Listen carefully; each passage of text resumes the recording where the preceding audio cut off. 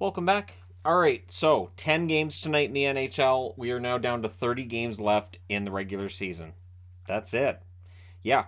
So there are some teams that are already down to one game left on the season. If you're a fan of that team, you'll know. And the playoff picture changed tonight. So we'll start off with the Buffalo Sabres and the New York Rangers. And Buffalo desperately needed this game, and they kind of played like it. So it's Levi versus Shesterkin in this one. The shots are 3-0 Buffalo 3 minutes in. We get a power play for the Sabres. Skinner has a shot that's caught and held. The Rangers do kill that off. There's a Sabres press at 8 minutes. Then there's a power play for New York. That's killed off. And Peterka buries one in close to open the scoring for Buffalo from Quinn and Jost at 14:24. The teams then exchange some turnovers, a little bit of sloppy hockey going on. With 52 seconds left, the Rangers get a power play. Kane has a one-timer that goes wide, and then that rolls over into the second period where Panarin would score a power play goal at 1 minute and 1 second from Zibanejad and Kane on a rush. So that one ties the game. Sabres press to respond. The shots are two apiece, 2.5 minutes in. There's a press by the Rangers at 4 minutes. Eventually, the Rangers get the lead. Panarin scores from Tarasenko at 11 minutes and 12 seconds. It was a one-timer, great pass. Trocheck played a role in that too, but apparently he didn't get an assist on that. Kakko and Mika then Mikala are then denied on back-to-back chances. So the Rangers with some momentum and the lead. Strong Rangers forechecking going on. Powers then robbed on a one-timer. It's 2-1 Rangers after two. And remember, Buffalo really needs to win and they need help. Third period, Hedel, net feed, that's blocked. Shoulder save then on Schneider. Shots are 2-0 Rangers at 4 minutes. Big Lindgren hit on Alex Tuck. And then Middlestad scores from Tuck at 8 minutes and 13 seconds. The Rangers press at the half. The Sabres press with 7 minutes left. But it really felt like overtime from there. It really did. It felt like both teams were playing to get that point and go to overtime. And we do. And in overtime, the Sabres control early. Thompson has a shot that's held. The Sabres get a power play. There was a puck to the face on Lindgren. That looked like it hurt. But that power play's killed off. The Rangers rush. And then Cousins was denied. We go to a shootout. In the shootout, Middlestad gets the winner. I think it was in round 5. And so Buffalo wins this one. They keep those very small playoff hopes alive to go to 40, 32, and 7 on the season. For the Rangers, 47, 21, and 13 with the overtime loss. Your shots on net in this one, 14-4 Buffalo in the first, 13-12 Rangers in the second, 11-7 Rangers in the third. Final shots, 39-28 for Buffalo. Or all 6 shots in the overtime were for Buffalo. That gets us the 39-28 for Buffalo. Power plays, the Sabres 0 for 2. Rangers 1 for 2. The hits 15-13 Rangers. Levi saves 26 out of 28. Shesterkin saves 37 out of 39. So Levi's been thrown right into the fire, and he's done well. He's done quite well, and he's got a good record for them. So that bodes well no matter what happens from here. Remember, the Buffalo Sabres are now at 87 points. That to me in and of itself is a win. All right, next up, Carolina and Ottawa. So again, there's definitely something off with the Carolina Hurricanes, and I'm aware they're still number 2 overall in the standings, but their play over the last, month now just hasn't quite been right. So it's Anderson versus Sogard. The shots are 1 apiece at 2.5 minutes. There's a power play for the Canes. They cycle, clear it out. It's cleared out and is killed off. Stützle has a rush chance that's defended, and then Giroux buries one for his 999th point from Stützle and Tkachuk at 5:51. We then get a power play for the Senators. A shorthanded stall rush chance is held. That's killed off. There's no shots during that power play. Gauthier can't bury one in close, and then Stützle scores at 17:26 from Giroux and Tkachuk. That is .1000 from Giroux, and Stützle, knowing that was .1000, didn't even celebrate the goal. He goes over to grab the puck instead.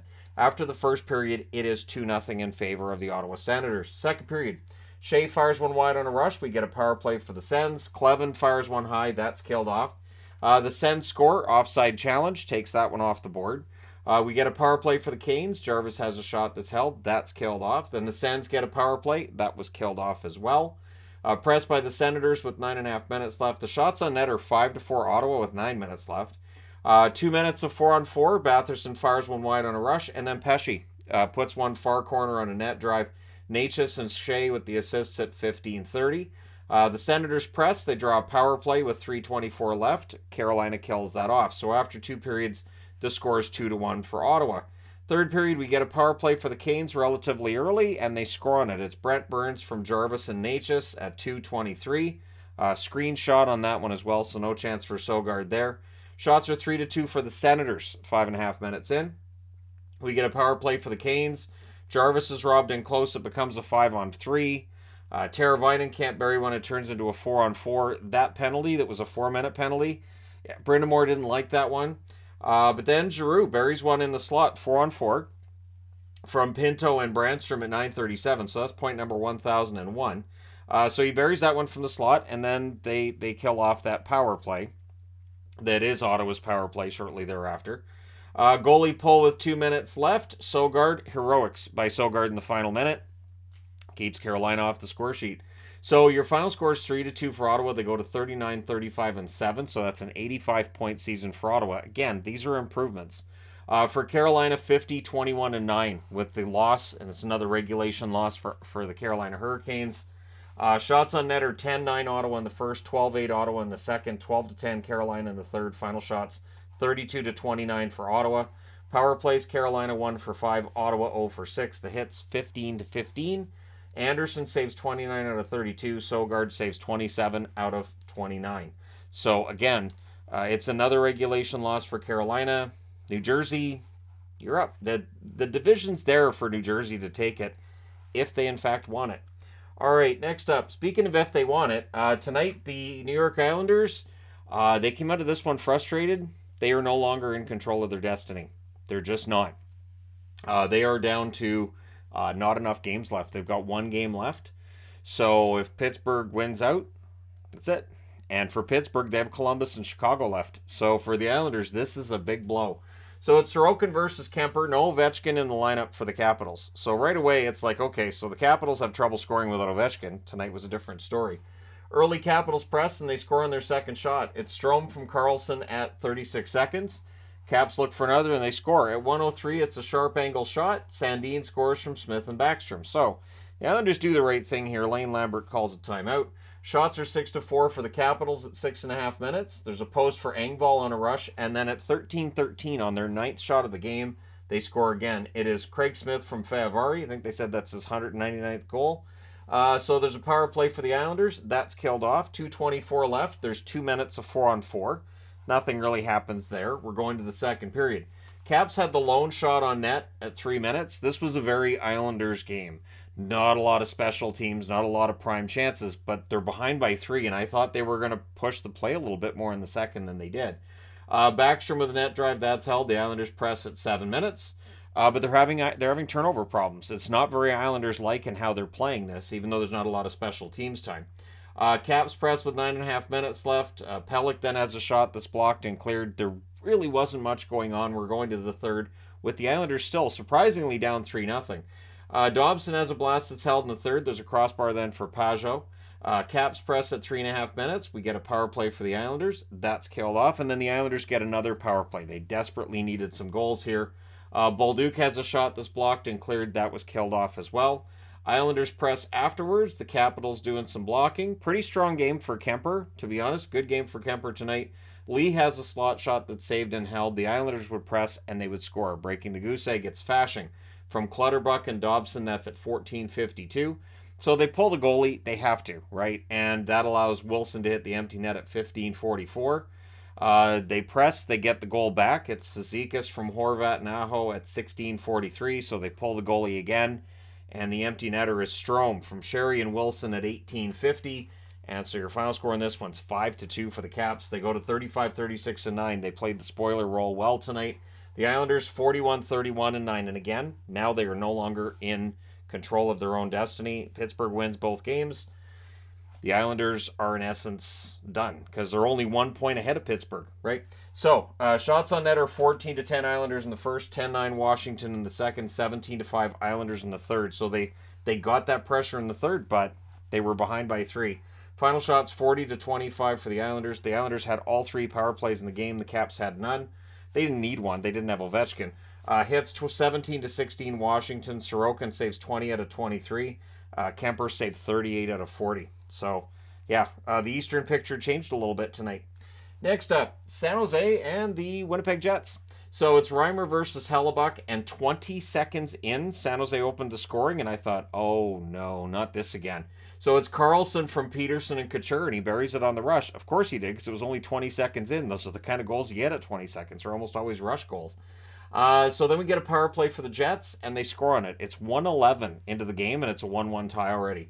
Dubois scores that one from Scheifele and Ehlers. Connor then has a shot that's saved. Rebound was held.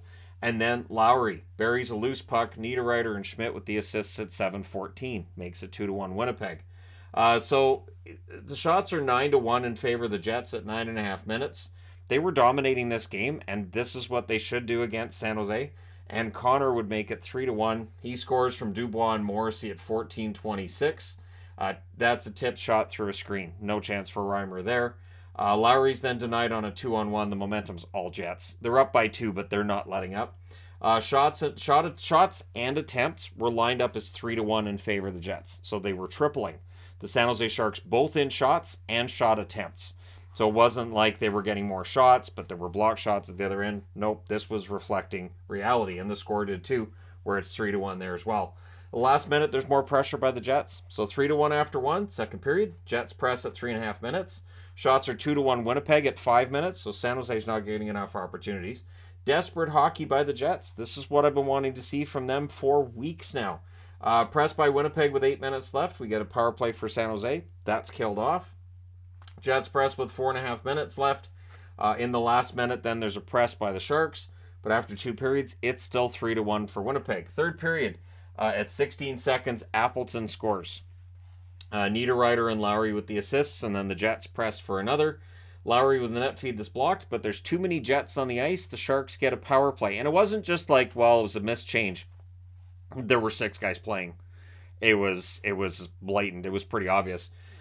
And San Jose scores on that power play. Carlson scores with his 100th point of the season, so he's reached 100. He's going to win the Norris. We'll get into that another time. From Hurdle at 3:42. I've been wanting to do videos on the Calder and the Norris and everything, and I've thought, wait, the playoffs are next week. There's plenty of time for me to be able to set those up and not try to get them in during all the other video stuff that's going on. So those are coming. But yeah, so that made it 4-2. But at 5:48, Morrissey gets that one back. This is through a screen as well. DeMello and Appleton with the assists. So Appleton with a good game. Josh Morrissey, I think tonight had the best game he's played in months. This is the kind of hockey he was playing that had him in the Norris conversation. He has dropped out of that conversation at this point. Dubois nearly adds one. There's a power play then for the Jets, and they score on it. Scheifele gets one from Connor and Morrissey at 7:35. Sharks then get a power play. It's killed off. They get another power play after that. Winnipeg kills that one off too. And there's a standing ovation in the final minute. The Winnipeg Jets finish out their home stand, their final home game of the year, made their fans happy. 6-2 win. They go to 45-32-3. San Jose 22-14-16. So for the Jets, all they have to do is not lose both of their remaining games, and they're in the playoffs. And I mean, if they lose them in overtime, they still get in the playoffs. So your shots in this one, 14-5 Winnipeg in the first, 10-9 Winnipeg in the second, 9-7 Winnipeg in the third. Final shots, 33-21 for the Jets. Power plays, 1 for 4 for San Jose, 2 for 2 for Winnipeg. They were very tidy in their power play. Hits, 28-13 for San Jose. Reimer saved 27 out of 33. Hellebuck saved 19 out of 21 at the other end. So pretty big ramifications there with what else happened tonight. All right, next up, Toronto and Florida. So Florida had not clinched a playoff spot. They still have not clinched a playoff spot. But I think coupled with the result the Islanders got, I mean, it points something. So let's go through it. Samsonov versus Lyon. There's a power play for Toronto. Shorthanded rush by Lindell's defended. That was killed off, and then Lomberg's denied. Florida seemed to think going high on Samsonov was the answer. And all I could think was they played him in the playoffs last year when he was in Washington. And that's probably how they got to him last year. And tonight it just wasn't happening. So this bodes well if you're a Leafs fan for the playoffs. So the shots are 3-0 Panthers at 5.5 minutes. We get a power play for Florida. The Leafs don't let them set up. They kill it off. Really good kill there by Toronto. Panthers press at the half. The shots are 12-7 Florida with 4.5 minutes left. Again, Samsonov kind of a wall tonight. Leafs press with 2.5 minutes left. And then Riley hit what was his second post of the night already. but posts aren't goals, so it's scoreless after one. Second period, Kerfoot couldn't bury one. Lomberg has a net feed that's held. The shots on net are 3-2 Florida, 5.5 minutes in. Duclair's denied on a turnover chance. The Panthers press at the half. Shen had a chance that was blocked while Toronto was getting some pressure. O'Reilly's denied in close. Matthews couldn't bury one in close either. Verhaeghe has a net feed that's picked off. Bunting fires one high. There's a lot of just near close almosts there. And then the Leafs score. It's a good press. It's tipped in front. Matthews gets that one from Marner and Brody at 17:47. So Toronto's up 1-0. With 1:44 left, the Panthers get a power play. So that rolls over to the second period. Now, the frustrating part for Florida had to be in shots. They were way ahead through two periods. They were ahead 31-15, and they're behind 1-0 on the scoreboard. So third period, Leafs finish the kill. Bunting to Matthews' chance. That was blocked. Matthews takes a puck to the back of the leg, and it was Marner that shot it at him, too. Panthers doing some line juggling. The shots are 4 apiece at 9 minutes, and at 9:36, they get on the board. Montour scores that one from Verhaeghe and Mark Stahl, so that ties the game up at 1. Reinhart nearly adds one. There's a near miss for Forsling from a distance. The Panthers press with a minute and a half left. Nothing solved. We're going to overtime. In the overtime, the Leafs control early. Ekblad has a chance to save. Brody had a shot that was saved. Panthers control. They end up getting a change and pinning the Leafs down a bit. Ekblad has a net drive that's blocked. Kachuk's denied. There's more pressure, but the puck gets turned over. And 2:27 into a 3-on-3 shift, Tavares gets an overtime goal. That's impressive. From Riley at 4:38. So Toronto, well, they don't help out Florida. They win this one 2-1 in overtime. They go to 48-21-11 on the season. For Florida, they're 42-31-8 on the season with the overtime loss. Shots on net are 15-8 Florida in the first, 16-7 Florida in the second, 11-7 Florida in the third, and 4-3 Florida in the overtime. Final shots 46-25 for the Panthers. Power plays, Toronto 0-for-1, Florida 0-for-2. Hits 36-25 Florida. Samsonov saved 45 out of 46. Lions saved 23 out of 25. So Samsonov, great night. And now it's time to change boards. All right, so Dallas and Detroit.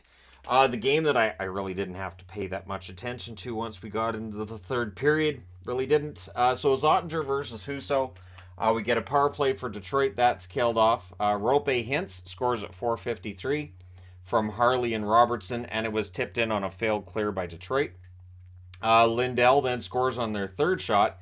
Hintz and Robertson with the assists at 7:59. So Robertson's decided he wants all the records in Dallas to be his, and he wants them to be unapproachable. I admire that. So Wings press for response. The shots on net are actually 5-4 at the half in favor of Detroit, but on their fifth shot, Dallas scores again. It's Delandria from Domi and Sagan at 12:10. So what other choice do you have? Hellberg's in the net. Stars press with 3 minutes left. With 45 seconds left, the Stars go on a power play, so that rolls over into the second period where Dallas scores on it. It's Robertson from Hintz and Heiskanen at 55 seconds, and it's bar down, and it's far corner as well. So that makes it 4-0. It doesn't stay 4-0 for very long. Pavelski scores from Miller and Hintz at 3:37. That's his 1,000th point. So all these videos are getting backed up. I have to do a 1,000 point video for Pavelski as well as Giroux. Those will get done. Shots are 4-1 Stars at 6.5 minutes. The Stars score, but immediately it was announced it was kicked in, so that doesn't count. Press by the Stars with 7.5 minutes left. Eventually they score again. It's Ben. It's deflected in off his backside, basically. Miller and Johnston with the assists at 14:19, and that was after Johnston got robbed, and that was a screen shot. So again, not much chance on that one for Hellberg. Before the period's out at 16:50, Perron scores from Larkin. So I mean, it's a 5-goal lead still, but this is the league of comebacks, right? Not really, not tonight. 2:33 left. The Stars get a power play. That was killed off. They get another power play with 15 seconds left, so that rolls over into the third. Detroit finishes the kill. The shots are 4-3 Wings at 6.5 minutes. They press at 7.5 minutes, but they're not getting much at the net. Like, Dallas's defense was really solid tonight. We get a power play for the Wings. That's killed off. Your final score is 6-1. Dallas 45-21-14 with the win, and they pull themselves ahead of Colorado again. They do have the tiebreaker on Colorado, so if they end up tied in points, but Colorado does have the game in hand as well, I believe, on Dallas. So for Detroit, 35-35-10 is their overall record. The shots on net in this one, 9-6 Detroit in the first, 9-4 Dallas in the second, 7 apiece in the third. Final shots, 22-20 for Dallas. Power plays, Dallas 1 for 3, Detroit 0 for 2. Hits, 14-10 in favor of Detroit. Ottinger saved 12 out of 13. Wedgwood had to come in the third, saved all 7 shots in relief. So hold your breath a little bit, but hey, should be fine. Husso, 2 saves on 5 shots for him, so rough night for him. Hellberg, 14 saves on 17 shots. So Detroit's goaltending, there's been some rough nights for them over the last month. It's something I'm going to take into consideration when I'm doing the videos next week on teams that miss the playoffs, because yeah, there's that grain of salt you got to put with a lot of it. All right, next up, Minnesota and Chicago. So Minnesota didn't have their players tonight. Most of their top guys were out. I'm only half kidding. I mean, when you don't have Brodin, Zuccarello, and Kaprizov, just as 3 examples, and of course Eriksson X out too, right? So it showed. It really showed in this one. It's Gustafsson versus Stalock. The shots are 2-0 Chicago at 2.5 minutes. As you can see, Shadow just jumped away from this game. Wilder having turnover issues. There's a press by Minnesota at 9.5 minutes. The shots are 5-4 for the Hawks with 9 minutes left.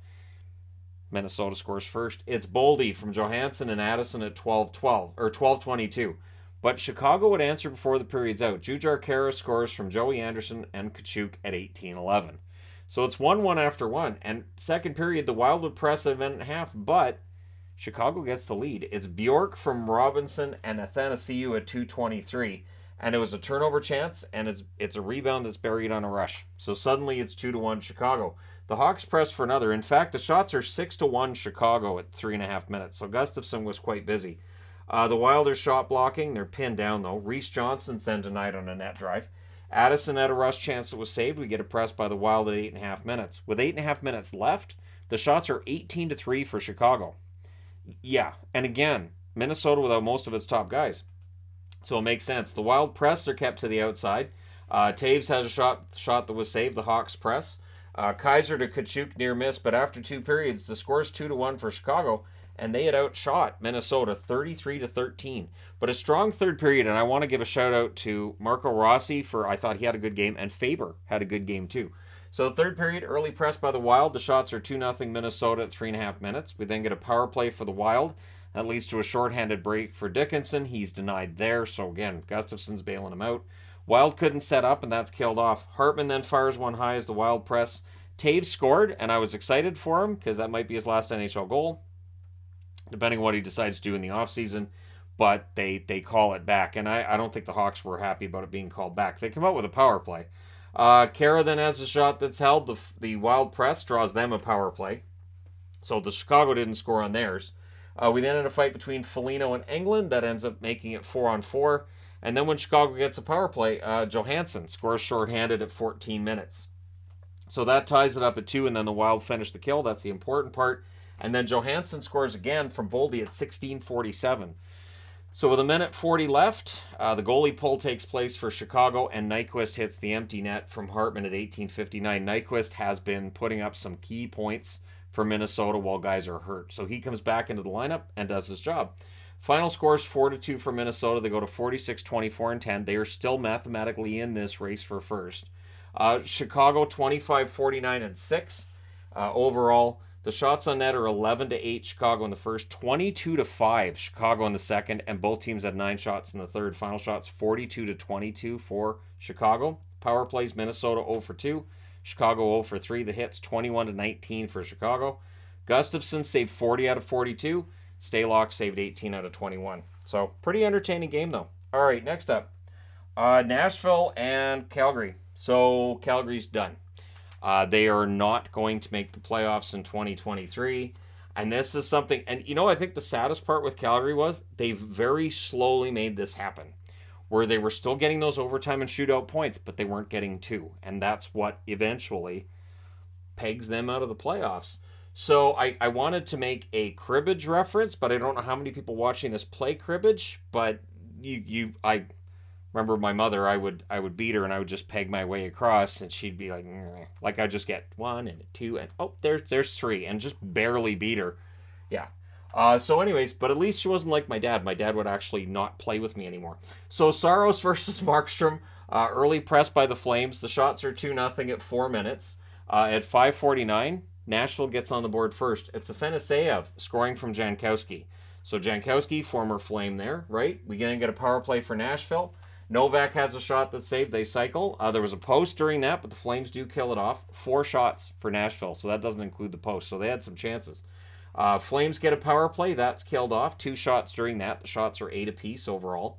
Glass is denied on a face-off win. 3:52 left. The Preds get a power play. Novak with a near miss from the slot. That's killed off. So it's 1-0 Nashville after 1. Second period. Coleman's denied on a rush. There's a power play for the Preds. That's killed off. Preds go back to the power play. That was killed off as well. And then Calgary gets on the board and ties it. So it's Stetcher. And it was a nice one. It's posting in and it's screened as well. Mangiapane and Dubé with the assists at 7:40. And I think it was Huberdeau that was providing the screen in front of the net. The ref is then told that he sucks because there was a call that the Flames fans and the Flames themselves thought should have been made. Trennan's denied. Markstrom holds on. We get a power play then for the Flames. Good looks, but it's killed off. 2 shots on goal for Calgary during that power play. Mangiapane with a net drive. That's blocked. 2:35 left. The Flames get a power play. That's killed off. 22 seconds left. The Preds get another power play. That's their 5th of the game already. So that rolls over into the third. It becomes a 4-on-4, and then the Flames have a power play. Kadri has a blast that's tipped wide. Shorthanded chance for Jankowski. That was held. Everything's killed off. And then Sanford. And this was a puck that went off the skate of the referee right to Sanford in front of the net, and he buries it. So it counts. You cannot get a goal where it goes off of an official into the net, but if the puck goes from an official to a player, it counts. Glass and Livingstone with the assists at 4:02. That's Livingstone's first NHL point. And yeah, that loose puck gets jammed in and made the crowd really quiet for a bit there. Not for very long, though. At 8:03, Backlund gets that back. He scores from Mangiapane and Huberdeau. So that makes it 2-2. 9:39 left. The Preds get their 6th power play. There's a short-handed rush by Dubé that's defended, and so that's killed off. Flames press with a minute and a half left, but we're going to overtime. The overtime records of these teams: Nashville 6-6, Calgary 5-12. So when we look at the autopsy for their season, their overtime record and shootout record will get mentioned. Preds control early. Tomasino's denied. The Flames take over. Weegar was denied and close, and both teams had their chances. But we end up going to a shootout, and Novak ends up getting the winner in that shootout. So Nashville wins this one 3-2. They keep their narrow playoff hopes alive. They're 41-31-8. For Calgary, they're 37-27-17 and officially eliminated from the playoffs. Shots on net: 14-11 Nashville in the first, 14-8 Calgary in the second, 16-4 Calgary in the third. Both teams had 3 shots in the overtime. Final shots: 44-29 for the Flames. Power plays: Nashville 0 for 6, Calgary 0 for 4. The hits: 19-16 for Calgary. Saros saved 42 out of 44. He was fantastic. So was Markstrom. 27 saves on 29 shots. The good news with this run lately for Calgary is that we've seen some really good play from Markstrom. Just it's not enough in the end. So for Nashville, playoff hopes are still alive, but again, the odds of them getting in are not great. Winnipeg just needs to win. This just needs to win. It's not going to be easy. They're in Minnesota tomorrow. We shall see how many of those injured players are in the lineup tomorrow night for Minnesota. All right, next up, Seattle. The Kraken in against Arizona, and they make it a clean sweep. So it's Grubauer versus Prosvetov. The Coyotes press at 4 minutes. No shots for Seattle 5 minutes in. I guess they were pacing themselves. Donato has a rush chance that's held. Krause and Campbell one in close. Valimaki to McBain, near miss there, and then McBain would get the opening goal. He scores from O'Brien at 9:22. It deflected in during a press, so they tried to clear it. O'Brien picks it off, gets it to McBain, and it's in the back of the net. Borgen then has a shot that's held as a Kraken press. Geekie has a shot that's blocked. More pressure by Seattle. So as the period went along, Seattle's play got better, even though the score didn't reflect that yet. So it's 1-0 after 1. Second period, early jump for Seattle. Bjorkstrand's denied. The rebound's held. We then get a power play for the Kraken, and they score on it. It's Bjorkstrand. That's his 20th of the season. That's from Wenberg and Tolvanen at 3:12, and it was a nice tic-tac-toe play and in the back of the net. Kraken nearly add another. The shots on net are 8-0. Seattle 7 minutes in. Power play for Arizona. That's killed off. Schmaltz was down. He took a board from Schultz. It's a 2-minute call there. I was kind of surprised they didn't make it a 5 and then just review it just to see, but they made it a 2. Early clears by the Kraken. I'm not saying it should have been a 5. I'm saying what I've seen lately is when it's a boarding call like that and a player's hurt, they will call it a 5 and then review it, and then they have the option of dropping it to 2. That's all I'm saying. Early clears by the Kraken. There's a shorthanded McCann rush that's saved. That's killed off. And then out of the box, Schultz scores at 14:56. So breakaway right out of the box. We've seen that so many times. And then makes it 2-1. And then at 16:10, Beniers wires one far corner from McCann and Borgen just to remind us he wants the Calder Trophy. Keller then has a rush chance that's saved, but after the second period, it is suddenly 3-1 for Seattle. Third period, teams trade early chances. The Kraken press at 2 minutes. Magna has a shot that's blocked. We get a power play for Seattle. That's killed off. Then we get a power play for the Coyotes. Seattle kills that as well. The shots are 7-2 for the Kraken with 6.5 minutes left, and then Seattle gets another power play. You can't give them that many chances in a row. McCann scores from Schultz at 14:39. So Schultz with a big game tonight. Coyotes press to answer with 3:55 left. The Coyotes get a power play. That's killed off. So a big storyline tonight. Coyotes' power play didn't work. Seattle's power play did. Then we had a fight between Soucy and McBain. The Kraken come up with a power play. And for the last minute and 18 seconds of the game, they put Joey Decord in net. An ASU alum. There were fans in attendance that knew he had attended Arizona State University. I thought it was kind of a nice touch. I'm kind of surprised he didn't get the start, but at any rate, he's in there. He didn't make a save while he was in there, but he was in there to close out the game. Your final score is 4-1 for Seattle. They go to 46, 26, and 8, and keep their hopes alive for passing LA and ending up third in the division. For Arizona, 28, 40, and 13 is their record. Shots on net favor Seattle the whole way. 11-8 in both the first and the third. In the second period, it was 15-7 for LA. Final shots 37-23 for the Kraken. Power plays Seattle 2 for 4, Arizona 0 for 4. Hits 27-18 for Seattle, or for Arizona, I should say. Grubauer saves 22 out of 23. Prosvetov saved 33 out of 37. So, yeah, some good stories out there. And for Seattle, they would have to have then watched Vancouver as they couldn't score against LA. So tonight's Tony the Tiger Magnet goes to Korpisalo, and it's well overdue for Korpisalo, to be honest. He hadn't had a shutout since the 2019-2020 season. It's been a while. And, I mean, he played in Columbus, so shutouts? Sure. So Delia versus Korpisalo, and it was the Cylon helmets with those nice throwback thirds they wear against the Canucks in their black skate jerseys. White jerseys should be the home color, and the dark jerseys should be the road color. We should go back to what it was. Back in the old days, back when. I kind of miss that. I just do. And I understand why the home colors are the darks. I understand, before anybody says it in the comment, I understand, but I'm a big proponent for it going the other way.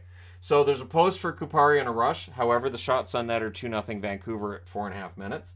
Canucks press at 7.5 minutes. Iafallo opted to pass on an opportunity where he could have shot it and probably should have.